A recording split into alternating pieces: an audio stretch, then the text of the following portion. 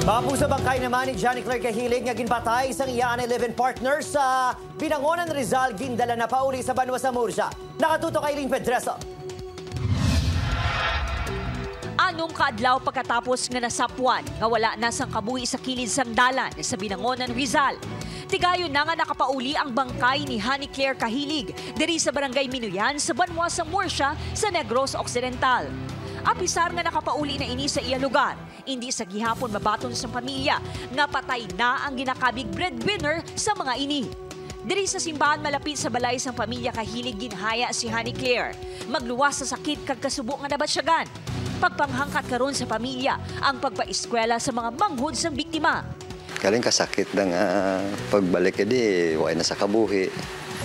Biglaw dako ng adaan nga nabulig sa anak ko na sa amon. Ilo siya lang ginagapi ko nga makakalid sa mga odya to. Pati ang mga tiya sini, tuman ang nabatsyagan nga sakit sa nangin kahimtangan sang ila pinalangga nga hinablos sa kamot sa kanay live-in partner nga si Roserel Lanon o kun RJ nga nag-ako sa pagpatay sa kahagugma. Ang amay nga dapat na protekta siya sa mamang nagkuha ng utas ang kabuhi at tungod lang sa silos na hindi mo na bagay. Di pa na iya bagay, tani nga amo lang na ang mapriso lang siya nga amo lang na kay kabuhi man bala ang ginkuha iya. Hindi man kuno masarangan sa pamilya nga patawaron pa ang sospek. Hindi gid kuya.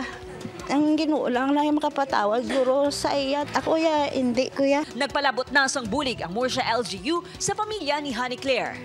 Upod Keruel Banggoy, Aileen Pedreso, 1 Western Visayas.